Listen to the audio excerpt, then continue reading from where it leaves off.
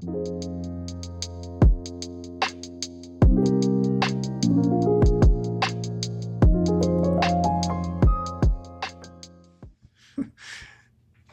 might be wondering, why does Scott look like he's been through a hurricane? He looks a little disheveled today.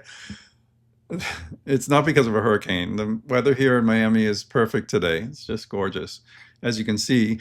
No, it's not that. It's just that I finished listening to 2 copies of Stravinsky's complete score for the Firebird. And one of them blew me away. One of them was like that old Maxell ad where the guy's like blown back in his chair and his lamp's flying by and his hair is all back. It was like that. I'll let you know which one that is in just a moment. Before I get started, if you're new and haven't already, if you like this kind of content and you want more of it, please hit like, subscribe, and notification. It really does help me out. It boosts me in the algorithm so that more people can see my content. And that's such a good feeling when more and more people are engaged with the content. So thank you so much for doing that. Just hit like, subscribe, and notification. Let's see. The 2 recordings I'm going to talk about today are from the golden age of stereo. One is from Decca, one is from Mercury. The Decca recording is SXL 2017, Ernest Ansermet, Orchestre de la Suisse Romande, recorded in 1955 in Victoria Hall by Roy Wallace. All good things. So it's a great recording. Definitely one of the, the early jewels of the Decca full frequency stereophonic sound catalog.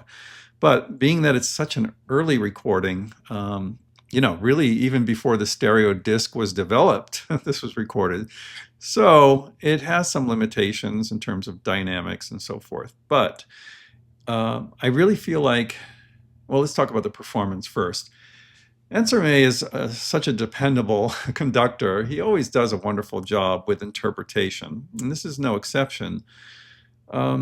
He's able to usually elevate the Orchestre de la Suisse Romande to almost a world-class level. I would say very often.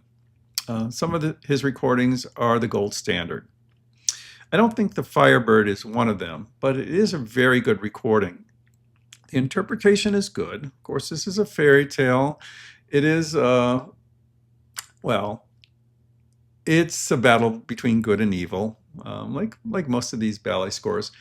But most of the drama comes through. It does feel a bit reserved in a way, I think. But expressive qualities do come out in many of the orchestral parts, particularly the flutes, the solo violin, the woodwinds, and so forth. It's where things get powerful that it's a little bit lackluster in some ways. And that's the fault of the recording more than Ansermet or the players of the Orchestre de la Suisse Romande. It's a good one, and I think it's an essential one if you're collecting Golden Age recordings of the Firebird, and particularly if you don't have a complete Firebird. There are plenty of suites around that were extracted from the complete score, but very few of the complete ballet, and these 2 are complete.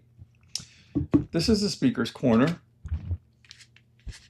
My copy is not great. Actually, it was bought new, but I didn't open it immediately, and the return window closed. And this particular pressing has a few pressing bubbles on it, which create a thump that goes by several revolutions in a couple of sections. So unfortunately, it's not perfect, but it's quite good if you have that. I think you have a good representation of that recording. I have a blue back that is okay too, but I don't have it here. It's in the vault. I think I put it in there because it wasn't quite up to speed as far as condition. The one I would recommend for this actually is, not surprisingly, a stereo treasury. This is a UK pressing, beautiful, really good mastering. The mastering engineer is W.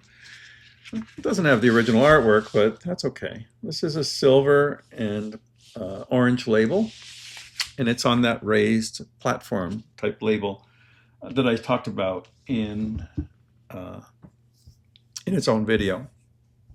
on the London Stereo Treasury pressings. I think if you're going to get the Ansermet and you don't have any, and maybe you're on a budget, or maybe you just want really what is the best sounding one, I would get this one. I would get this one, the London Stereo Treasury 15139 W pressing, W mastering on the orange and silver label. If it's on orange and black, that's even better. So I like this, but it wasn't the one that blew me away. Dorati recorded this for Mercury Living Presence in 1959. This was released in 1960. Of course, audiophiles know about Mercury Living Presence. I've mentioned this record before on the channel. Honestly, I haven't heard it in quite some time, and I think I've never heard it quite like I did just now. This was recorded in Watford Town Hall. The recording engineer is Robert Eberens. So, of course, Robert Fine was there as a technical advisor, Wilma Cozart-Fine as the musical supervisor. They had the mobile recording truck outside of Watford Town Hall with the London Symphony Orchestra playing this score with Dorati. Dorati has a way with ballet, and the way he conducts this is the most involving, the most riveting, and the most hair-raising thing I've ever heard. It's wonderful. This is the Classic Records edition, which Wilma Cozart-Fine created with Bernie Grunman. So they worked together. She had the original master tapes. She worked with him to do the mastering, I guess, and cutting. And these are just amazing. There's 6 titles in that series. Only 6. Boy, that's a shame. The Classic did not continue with her and do more of that Mercury catalog. It just boggles my mind that they didn't. But be that as it may, beg, borrow, or steal to get the Classic Records edition. Either the 33 or the 45. The 45 is even better. I talked about how I'm thinking of letting go of some 45s because they're just taking up too much space. I never listen to them. Well, this one's not going anywhere. Don't even make me an offer because I absolutely love this one. It's on 3 records, cut at 45 RPM, pressed at RTI, as both of these are. And it's just fabulous. Oh my God. That last movement, those drum thwacks, and the dynamic range is hair-raising. It's startling. It made me jump out of my seat. I couldn't believe it. But it never is at the expense of musicality. It's always just perfect. It's just perfect to give you that punch at the end. It's a thrill. What a thrill. And the first side is just gorgeous. Sometimes the Ansermet can get a little sleepy on the first side. It's moving along at a nice pace. It's beautiful. You hear everything. You get the impression of what Stravinsky's trying to convey there. But it's like the Mercury brings it up like this. So it's still beautiful. It's still atmospheric. It has lovely everything. The playing is wonderful. London Symphony Orchestra plays it beautifully. It just has a more vivid sound to it, and I love it. I just love the Dorati version. I think it is the version that I've heard of the complete score. Perhaps something came later in the 70s or 80s that surpassed it, but I haven't heard it. If you really want to add the complete score to your collection, I would suggest saving some money and getting the Classic Records edition. You won't be disappointed, I promise you.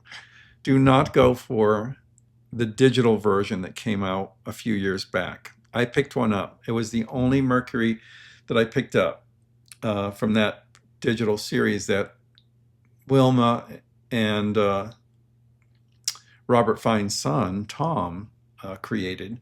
He's trying to keep their legacy alive with these reissues, but they're done from digital transfers, and I don't know what it is, but maybe it's because Wilma Cozart is no longer here to supervise the sound. They're not using a mastering engineer that's really noteworthy, so it was okay, but the pressing wasn't great, and I just didn't get the impact that I did with the Classic Records edition. There is a budget edition of the Mercury. Originals will set you back hundreds of dollars, but there is a Golden Imports that was really quite highly regarded in its day. I haven't heard it. I don't have it, but that might be an option if you must have a budget version. But anyway, you get this performance, even if it's on CD, get it, because it is just world class, beautiful, complete, and just stunning sound. There is a little bit of tape hiss on the Mercury, but it doesn't bother me. I did notice it though. It was a little bit higher than the Decca recording. So there is that. But beyond that, everything is intact. All the dynamics, the beauty, the nuance, the separation, the clarity, the power and drama, and the whole story comes to life in a way that is just mind-bogglingly good. So those are my thoughts on these two recordings of The Firebird. Let me know what you think in the comments. Do you have a favorite? I'd love to know. Until next time, I'm Scott for the Pressing Matters. Have a great day.